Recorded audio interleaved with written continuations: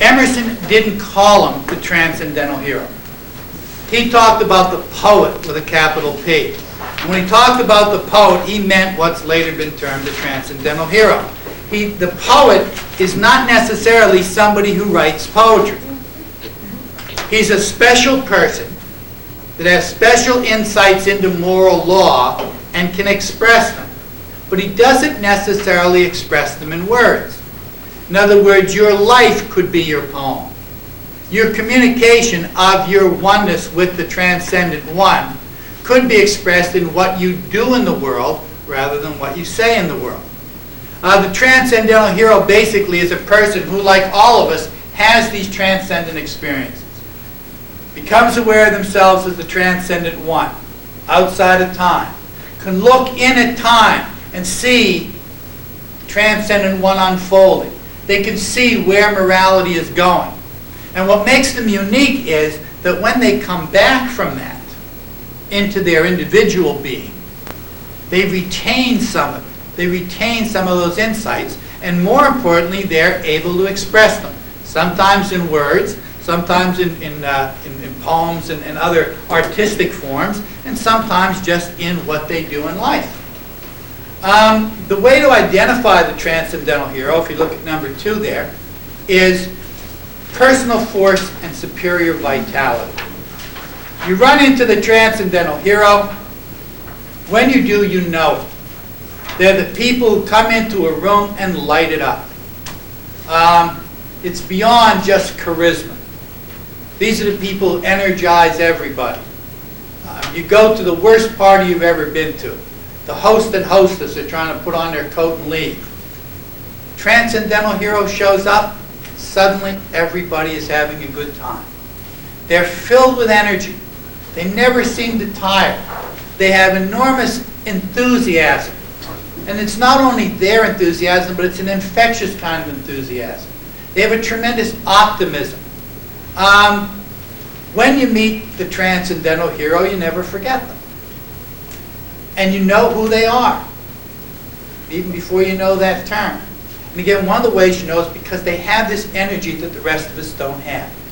And the reason they have this energy is the Oversoul, remember, is flowing through time and space toward its ultimate coming out of time and space again as its perfect and complete self. So there's a kind of flow to things. And the reason we're all tired is because we're swimming upstream.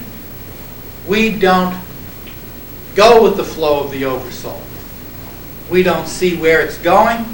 We can't remember from our transcendental states where it's supposed to be headed, and so we struggle against it. How many of you work at jobs you hate? When you go there, do you feel enormously energized? Most people feel like another 8 hours and 55 minutes, I'm never going to make it. I'm so tired every time I get there. And yet as soon as that job's over, you can go and party all night. Why is that? Remember the definition of what's good for a romantic? Good feels good. Bad feels bad. When you go to that job, what is it telling you? Don't be there. This is a bad place. That's why it feels bad. You should instead, there's somewhere else you ought to be. There's something else you ought to be doing, and you'll know what it is because it feels good. The Transcendent One doesn't do things it doesn't like, he or she doesn't like to do. They only do the things that feel good. That's why they have all this energy. The rest of us are run down and enervated by doing the wrong thing, by swimming against the tide of the Oversoul. That's why we're worn out. But they have endless energy because their energy is the flow of the Oversoul. And so they're never tired. And they're always happy. They're happy because they do what feels good. Most of us do what feels bad. Now, my guess is you're working at a job you hate because it pays. The transcendentalist idea of success as far as work is concerned is to do is to get somebody to pay you to do what you would do for nothing. Something that you would do even if nobody paid you. Something that's fun to do. Now the problem with that is that the stuff that's fun doesn't usually pay very well. That doesn't matter. The important thing in the world is not, as you know from reading Thoreau, it's not stuff. Most of us don't own our own lives. We're owned by things. It's what Emerson means when he said, things are in the saddle and ride mankind. Or when I get these two confused, but it's either Emerson or Thoreau says, we do not ride upon the railroad. The railroad rides upon us. Because, especially in Thoreau's day, if you sleep till noon every day, getting up at 8 o'clock in the morning is incredibly painful to you, you still have to do it if you want to go from Concord to Boston, because that's when the train goes. So the train owns you. The train controls your life to that extent.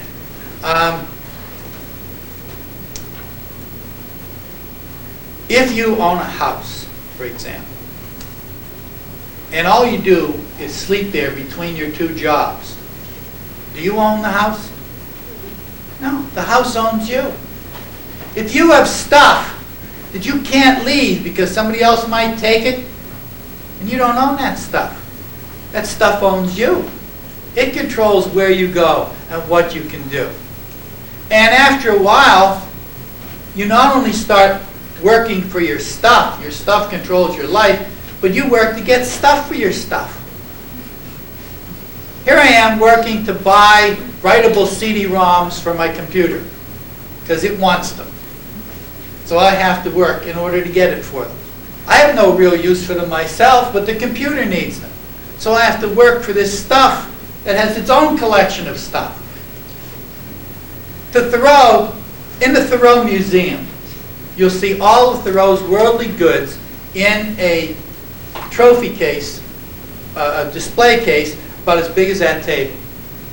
The little walking stick he had, the flute, the pencil, the notebook, the plumb bob, the rulers, about maybe 20 things. None of them are things that he couldn't have walked away from. None of the stuff that Thoreau had owned Thoreau. The rest of us are all owned by things. Our life is determined. That's why when Thoreau goes to Walden, in a part that you didn't get to read called Economy, he talks about having built a house for, I think it's $24 or something. If Ben Franklin had written that chapter, he would have been very proud of getting the used lumber for free and unbending the nails and reusing the nails and having to spend only $24 to buy a house. Thoreau is proud of the fact that he now knows what it will cost if he wants a house. And he'll never have to do a penny's worth more of what he doesn't like to do than exactly what that house costs. His idea of economy was to find out what things were worth.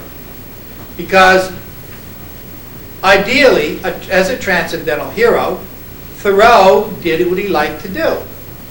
Anybody know what his main job was? Because he had all kinds of jobs, but there was one he came back to fairly frequently. He was a surveyor. And in Emerson's essay on Thoreau, he says Thoreau was fascinated with measuring stuff. He always wanted to know how high, how big, how far. What does a surveyor do? He measures stuff and people pay him for it. Now when you hire Thoreau, the good thing, the upside to hiring Thoreau is Thoreau will measure your land exactly. He will measure it and remeasure it and remeasure it until he's satisfied that he has a perfect measurement for your land. I suspect that if you ask Thoreau to do your land and then decide you want somebody else to do it, Thoreau will sneak out and measure it himself anyway, because now he wants to know how big your land is. And he's not going to be happy until he gets it all measured. So he gets people to pay him to measure. The problem is that Thoreau only surveys when Thoreau feels like surveying.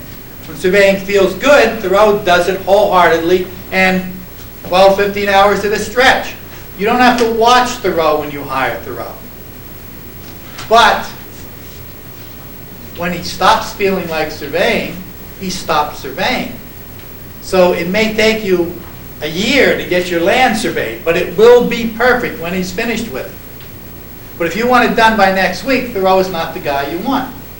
Now, Thoreau knew that he couldn't always make a living surveying. Sometimes you have to do stuff that people will pay you for, even if you don't want to do it, even if it's not rewarding in itself. And he said, what I want to know is how much of that do I have to do? If I want a house, and I'm not sure I do, but if I do, I want to know exactly what I have to give up. I have to give up $24 worth of my time doing something I don't want to do. Is it really worth that to me? If not, then I won't have a house, and I'll be happy not having a house. Or if I do, at least I don't have to work $25 worth. Now, Thoreau dug ditches. Don't forget, this is a middle-class guy. The family owned a pencil factory, but they weren't entrepreneurs. There wasn't a big factory with lots of employees. The family made and boxed all the pencils. Occasionally when they had a big order, they had one person who came in to help them. But they didn't have a staff, and they didn't have a payroll. And they weren't rich people. But they do get enough money together to send Thoreau to Harvard. He's a guy with a Harvard education digging ditches. As far as the other people in town were concerned, he was a total loser. He had this wonderful education, he didn't do anything with it. Thoreau didn't care.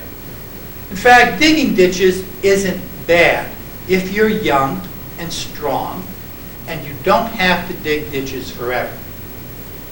Digging a ditch is only hard when you climb down to that ditch at 20 and realize that in one form or another you're going to be in that ditch until you're 65. And it gets real hard to lift that shovel. You say to a 12-year-old, I'll pay you $1 a foot to dig this ditch. What does a 12-year-old say? Okay. Yeah, okay, great. Wait a minute, let me get this straight. I get to get dirty, and I get to throw dirt around, and I get to dig a big hole, and you're going to pay me? All right. What happens about 3 feet into the ditch? It's not fun anymore. It's not fun anymore. And if you said to them, well, you have to dig me a 15-foot ditch, and they feel like they got to dig a 15-foot ditch, then it gets absolute misery. But the thing with Thoreau is, Thoreau will agree to dig your ditch until he gets tired digging ditches. When it stops being fun, Thoreau is out of the hole. Or when if Thoreau needs 3 cents, and you're going to pay him a penny a foot, when he gets to the 3rd foot, maybe part way to the 4th, Thoreau says, that's all I need. I'm done. Then you have to go and get somebody else. The advantage, of course, is that Thoreau will dig the whole time he's there. He'll enjoy it. I mean, digging ditches isn't, in itself, it's great exercise. You get a really good pump. You get to take your shirt off and look good. And when you're young, it's a great job. Plus, you can actually see what you did. There are an awful lot of jobs, and this is one. When I built roads one summer, I could take my kids later on and say, see that road? I helped build that road. What can I do now? Go through the mall, find ex-students, go, look, he's thinking. Might be a thought I put in there, might not be a thought I put in there. Wait a minute, he's not thinking, he's sleeping. Never mind, let's find another one. I mean, it's nothing I have that I can actually point to and say, yeah, I did something with. But when you dig a ditch, you can see the ditch, you can see what you did. So it's not really a bad job if you can quit when you want to quit. And Thoreau, if he wants 3 cents, digs for 3 cents worth, and then he gets out. He digs real hard. And the advantage is that when you hire somebody else, you've got to watch them. As soon as your back is turned, they're going to stop digging. But Thoreau's going to dig the whole time. And he says, I want to go to the woods because I want to know how much digging do I have to do if I want a house. Well, I got to do $24.11 worth. That's what the price was. But that's all. I don't have to do $24.12 worth, or 13 cents worth, or 15 cents worth. I just need to dig until I have the money I need, and I'm out of there. That's why they have energy. Digging a ditch doesn't tire Thoreau out, because he's only going to dig it while it's fun. And when it stops being fun, or when it becomes not worth the price. In other words, he would still keep digging a ditch if he needed 3 cents for something, and he thought it was worth doing something he didn't want to do. But If somewhere along there, before he gets to 3 cents, it starts to become painful, Thoreau's done. He'll find something else to make the 3 cents with, something that's a little bit closer to what he would do for nothing. And of course, when he can get you to pay him to go around and measure stuff, and Thoreau is overjoyed. And Thoreau is it. That's what material success is for a transcendental hero, is to get people to pay you to do what you would do for nothing. If you like to dance, dance. Don't go to Broadway and get yourself a job in the chorus line. Why not? It's not going to be your dance. You're going to have to do somebody else's dance. Your dance is fun because the dance dances you. When somebody else tells you how you have to move, then it starts to become work. Dance on the street corner. Put your hat down and dance. People will put money in your hat. They put money in your hat not so much because they love the way you dance, but because you're dancing. And they really want to believe. I think this is why people like Thoreau. Because as long as Thoreau went through his butterfly kind of life, moving from job to job, stopping when he didn't like a thing, they could all say to themselves, I could do that. I could be Thoreau. All I got to do is abandon my wife and family, and I could be Thoreau. But I choose not to. I know the job I'm working at I hate, but I'm doing it for somebody else. I choose to do that. That makes it tolerable. The intolerable job is the job that you hate, that you can't quit. Then it becomes really unbearable. And as long as you could say, hey, I could quit. Look at Thoreau. He quits. He quits all the time. And then he finds something else. I could do that, but I choose not to do it. It was tolerable for them. So when people see you dancing, deep down, there's something they'd like to do that much. And so they'll give you money just because you're doing what they can't do. And as long as you're there dancing on that street corner, they can say to themselves, I could quit and fish for a living. I got to give up the Beamer. I got to give up the big house. And I got to give up the DVD and the wall-sized television. But I could do it. As long as you can think you can do it, then it makes other things more tolerable. Although if you were a transcendental hero, what would you do? You would give up all of those things. You don't own those things anyway. They own you. How much pleasure do you possibly get out of those things? 8 hours a day's worth? Probably not. But you pay for them with 8 hours of misery. You're worse than dead 8 hours a day. You're in hell 8 hours a day. You're being tortured. What thing gives you an equivalent of pleasure equal to the job that you hate? Probably none of them. The Transcendentalist says, well, what does that tell you? This is painful. It hurts when I bang my head on the wall. Stop banging your head on the wall. It hurts when I go to this job. Don't go to this job. I won't have my TV. What hurts more? Going to the job, losing the TV. You got a point there. I don't really like the TV that much. Mostly it tells me a lot of lies and tries to sell me more stuff. It's a vicious trap. You can get out of it. You can become Thoreau. And the Transcendental Hero says, find what you love to do and get people to pay you for it. They won't pay you much. But you don't need much. When you break it down to what you really need, it isn't a great deal. Enough to eat and someplace to sleep. I think if Thoreau came back, he would probably be homeless. He would have a he wouldn't have a shopping basket. Why not? So the shopping basket would open. Right, you have to worry. Are people going to steal my shopping basket while I'm looking around for cans? Thoreau wouldn't want to care about that. He would be, whatever he had, he'd be able to carry. But he'd move around from place to place. Thoreau wouldn't find it bad to sleep under the boardwalk, or in a doorway, or on a steam grate. That's not a bad life if you choose that life. I mean, I don't want to choose it. But if that's what you like to do, it's certainly an adventurous life. If you went off into the jungle in search of the headlands of the Nile like they did in the 19th century, you'd sleep in a lot worse places. And you'd be in a lot more danger. But it wouldn't be any less adventurous. So in other words, if that's what you like to do, then that's what you ought to do. figure out what it is that you like to do and do it. And if you do, you'll have an enormous amount of energy because you won't be getting tired out doing stuff that you don't want to do. One of the good things about being old, and there are very, very few of them, is that you get a point where you just don't care what anybody thinks of you anymore. So there are all kinds of obligations you don't have to do anymore. You can just say, no, I'm not going there. I'm old, I don't want to go. If you make me go, I'll be cranky and ruin it for everybody. Okay, stay home. You don't have to dress to look good. You get to say, this age, it doesn't matter how you dress. You're not going to look good. It's futile anyhow, and you don't care. People will think badly of you. Think of this. How many times have you seen somebody beat hell out of their kid in the supermarket?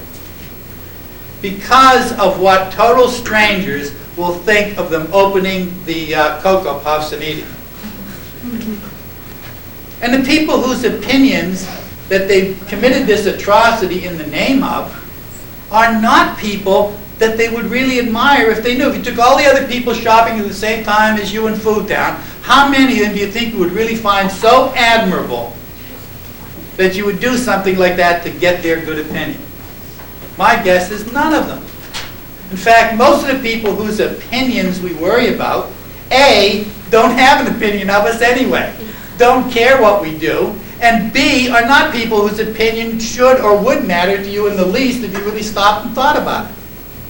Your neighbors don't like you because you didn't cut your lawn, or because you cut your initials in it and let it grow real high.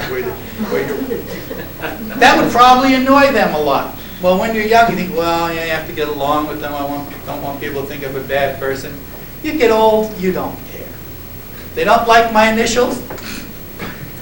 It's my lawn. You have to put my initials in it if I want to. Put their initials in it. See how they like that.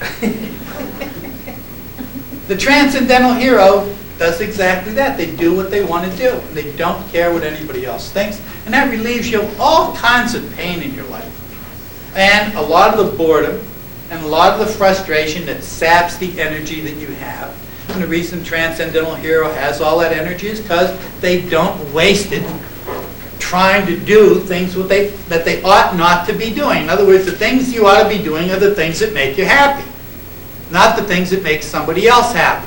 One of the hardest things in life, especially when you're young, is to get to the point where you're living your life and not somebody else's idea of what your life ought to be. They get offended, parents, siblings, former teachers get offended when you don't turn out the way they wanted you to turn out. But the Transcendental, and so you strive to try to satisfy them. And what happens to your life when you do? You do a lot of stuff that you don't enjoy, and you waste your energy, and you feel tired all the time, and you wonder why you're tired. You're tired because you're living somebody else's life. It doesn't take a lot of energy to live your life. It takes a lot of courage, but it doesn't take a lot of energy. Once you figure out what your life is and you start doing it, if the Transcendentalists are right, you'll have boundless energy.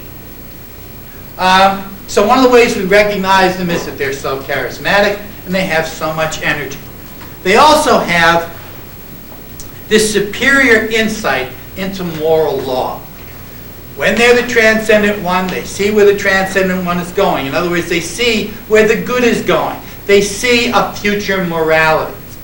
And they often live in terms of that future morality.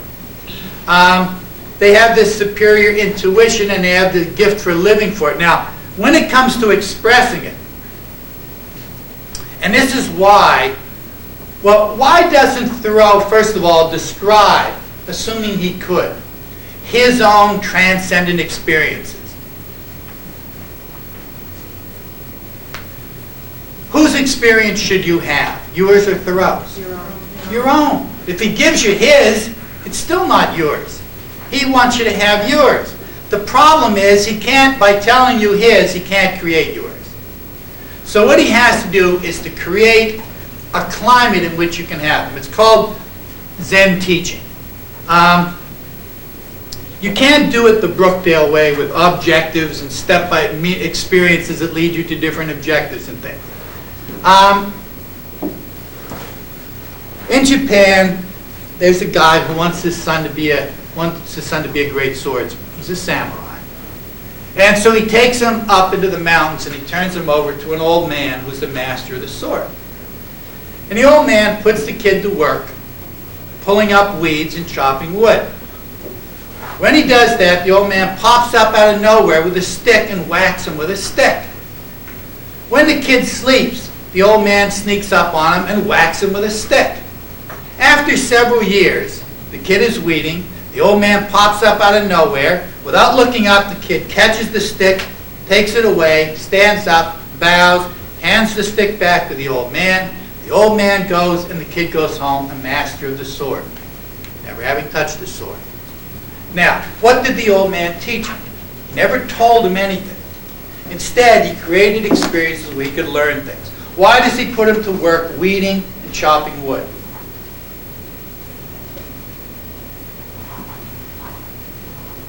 Not time for you to go, grasshopper. Have to stay here at the Shaolin Monastery a while longer then. Have you ever seen the samurai? It's that wide stance and the sword is here. So what do you want to build up? Upper body strength. Upper body strength and the legs. So you have him squatting, pulling up weeds. You have chopping, wax on, wax off. But he doesn't say to him, lesson 1, unit 1, physical conditioning. Subunit 1A, upper body strength. Instead, he has him chopping the wood and pulling the weeds. Now, why does he keep popping up smacking? You want to be a great swordsman. Rule 1, don't get stabbed. So what's the first thing the old man taught him to do without teaching him? Be aware of his surroundings. Be aware of the guy around him and get out of the way of the stick. Get out of the way of the stick, get out of the way of the sword. Doesn't have to tell him that. It's probably not more than a few days before the kid isn't taking the blow straight on the head anymore. It's glancing off his shoulder. And he gets better. The longer he's there, the better he gets at dodging the stick. If you're going to be a great swordsman, you're going to kill people. Those people will have relatives. The relatives will want to get even. When will they come for you if they have any sense? When you're asleep. So you better learn to be a light sleeper. That's why the old man pops up in the middle of the night and whacks him with the stick. Now, you notice that he catches the stick without even looking up. How does he know the old man is there? Sense him. How does he learn how to sense him? We all have senses. Why are his so acute? He's so attuned to his surroundings that he can sense something different.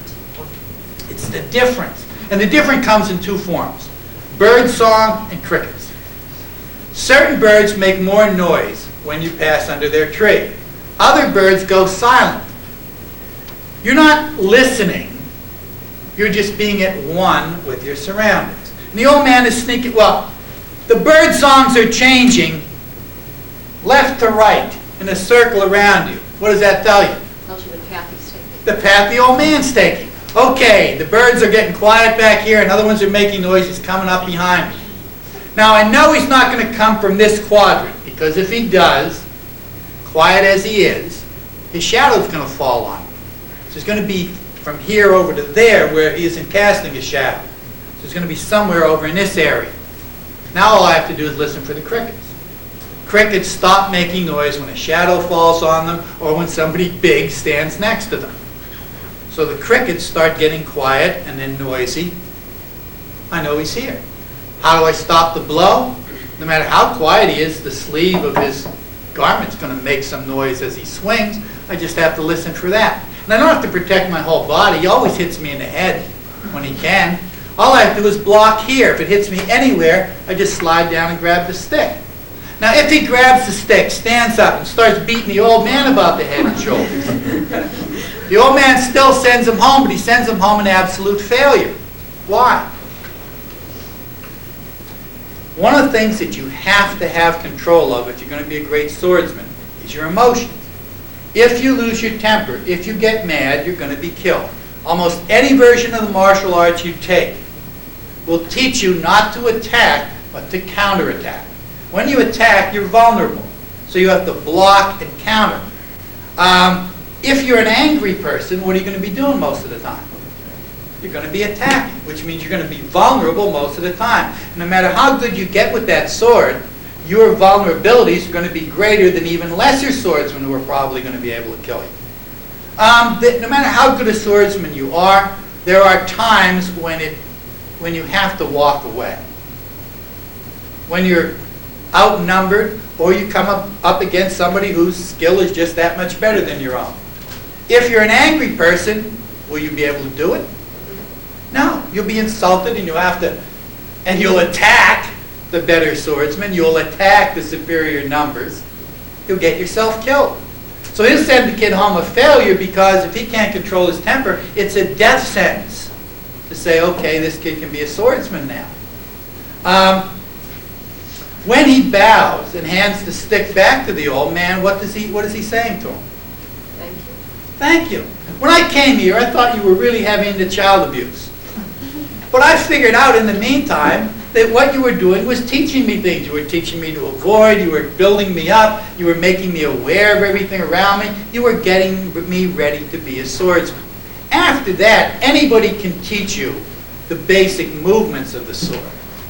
But only the master of the sword can make you the kind of person that has the awareness to be it. Now, and you notice now, at no time did the master of the sword explain anything to him. He simply set up the conditions under which the student could have enlightenment. And there's even Zen testing. Here's an example of Zen testing. The old shogun knows that he's going to die pretty soon. He's got 3 sons. He's got to pass the little empire that he has onto one of his sons. Calls them in to talk to them one at a time. Puts a pillow above the doorway. First son comes in, pillow comes down, hits him in the head, bounces on the ground. He says, "What do you want?" "What do you want, old man?" He's not the one you pass it on to. Why not? And he wasn't aware. He wasn't aware. He wasn't even, after it hit him, not only did it hit him in the head, he didn't even wonder why it hit him in the head or responded to it. You make him the new shogun, he's dead in 2 days. Second son comes in. Pillow starts to fall, takes out his sword, cuts it in 4 pieces before it hits the ground. Old man talks to him for a while, gives him some money. He's not the one. Why not? Cut the pillow in 4 pieces before it hit the ground. Good swordsman. But he was attacking. He wasn't. He was responding to the situation. If you're going to be the shogun, it's like being any kind of king. There will always be plots out for your life. Some of them you won't discover until they're so well developed that you can't stop them. You can only flee from them. But he's never going to see those things coming. He didn't see the pillow coming down. He just responded to it when it fell. So that means some of those assassination attempts, by the time he uncovers them, are going to be, no matter how good a swordsman he is, he's not going to get out alive. Again, it's a death sentence to give it to him. Third son comes, starts to come in, sees the pillow, takes it down, takes it over to his father, hands it to him, bows. He's the one the shogun selects. Why? He was aware. He not only did he see the pillow beforehand, instead of reacting to it when it fell, but he saw the pillow and said, "What's a pillow doing over a doorway? Why would somebody put it there?" "Ah, it's the old man trying to see how aware we are. I know what this is," and gives it to his father. He doesn't dodge it and go in and say, he knows. He doesn't have to ask his father, "Why did you bring me in here?" He already knows. He'll see plots before they begin to develop. He'll live to be a good shogun. But you notice there's no question and answer. The old man doesn't give him a test and go, "Okay, fill this out and see who gets the highest score." He never explains himself. He simply sets up a situation where enlightenment can occur. And that's exactly what Thoreau does. Thoreau can't take us out in the woods where a transcendent moment is likely to happen. But he can make the woods seem so attractive that we'll want to go out there on our own. He doesn't tell us about his moments of enlightenment, because 1, they're his, and 2, if you go out there looking for it, you probably won't find it. You just have to go out there to want to be there, and then you'll lose yourself and have the transcend. So he's like the Zen master. He sets us up. Not only does he do that, but in order to have enlightenment, in order to see the world in a new way, you have to think differently than you did before. And one of the things about Thoreau, which Emerson completely misjudges, Emerson talks about the flaw in Thoreau's style, where he will compare a thing to its exact opposite and say that the wilderness was like the streets of Rome. It was so cold that it was sultry. The thing was so dry that it was wet. And he sees that as a flaw in Thoreau. But what Thoreau does is, and in order to have enlightenment, instead of thinking the way normally people think, you've got to look at it from the side. It's almost like the metaphysical mind. You have to break the pattern. If you think the way everybody thinks, you will never see anything but what's already been seen. You can't see anything new unless you learn to think in new ways. So by setting up these pairs of opposites, Thoreau gets us used to seeing things in terms of what they're not, in terms of their opposite.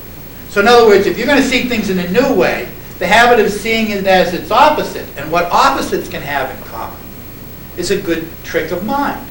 And it gets you in the habit of doing that, so that when you see a new idea, when you see the ants, Thoreau looks at ants and he sees civilization. Other people just see ants. Ben Franklin was trying to figure out how to get rid of them. But Thoreau sees them as a paradigm, as a hint towards some larger way of seeing the world. Well, if he keeps making you see things in terms of their opposite, the next time you see a thing, the first thing you do is compare it to its opposite. That's different than the way people normally see it. They see a thing for what it is. You see a thing for what it is and for what it isn't. And that gives you the habit of mind of seeing things in a new way. So he doesn't tell you, I'm going to teach you a new way of thinking. But if you're going to read Thoreau, it becomes habitual with you after a while to always look deeper into everything you look at. So in other words, he's just like the Zen master. That's what the Transcendental Hero does. He doesn't give you his truth. Instead, he sets it up so that you can find your own. And Thoreau certainly qualifies as a Transcendental Hero in that respect. The Transcendental Hero has to be self-reliant. Of course, this naturally comes from Emerson. Now, when Emerson talks about self-reliance, is he talking about getting your own apartment and your own job? What is he talking about being self-reliant in? In thinking about the world and deciding what's right and what it is you ought to do. That's what you have to rely on yourself for. Now, you have to be self-reliant in morals, methods, and materials. Morals, you got to decide what's right. Methods, you got to decide what to do about it. Materials, you got to decide how to go about that. When John Brown attacks the arsenal at Harper's Ferry, Thoreau, who was so much of a pacifist that he wouldn't even kill animals, supported John Brown. Of course, on the way there, somebody said, hey, you better wait and see how people are going to feel about this. Thoreau said, I came to tell you I was going to speak. I didn't come to ask you what I was supposed to say. He supported John Brown because he said, essentially, John Brown was a transcendental hero. He saw into the future of morality. John Brown's idea was this: slavery exists not because of the might of the southern plantation owners, but because of the military might of the federal government, which would put down any slave insurrection. So that it's really the federal government that's the problem. The problem is slavery. The solution is a violent end to slavery. That seems like an outlaw idea. But don't forget, 5 years later, Americans universally would be going off to murder people to put an end to slavery. That idea of violence as the only way to put an end to it became moral. Only he was 5 years ahead of his time. He was acting in terms of future morality. He decides, what do you do about it? Do you convince people not to support the federal government like Thoreau might have done? No. He says the problem is that the federal government has the guns and the slaves don't. The solution? Give the slaves the guns. Take it off the federal government. Attack the arsenal at Harper's Ferry. Take those guns, give them to the slaves. There'll be a brief and bloody slave insurrection, and slavery will be at an end. If John Brown had succeeded, would it have made any difference to the way race relations developed in America? would have made a huge difference. Consider this. What is the difference between freeing yourself and being freed by somebody else? If the slave revolt had occurred, nobody would have tried to take those guns back. We would have had equality overnight. John Brown was right. But he was too far ahead of his time. And it would have made all the difference in the world. Armed ex-slaves couldn't have been forced back into slavery. They couldn't have been forced into second-class citizenship. But unfortunately, he failed because nobody came and asked for the guns once he liberated them. Now, he paid an enormous price. He lost 2 sons, and they hanged him for it. Thoreau defended him, not because he believed in violence, but because John Brown followed his conscience. He had an insight into a future of morality. He decided what he ought to do about it and how he ought to do it, and he did it. And Thoreau thought that that was a laudable thing, that maybe John Brown was right. Maybe the only way you could end slavery is with violence. Well, we'll finish the rest of the Transcendental Hero and look at Emerson and Thoreau.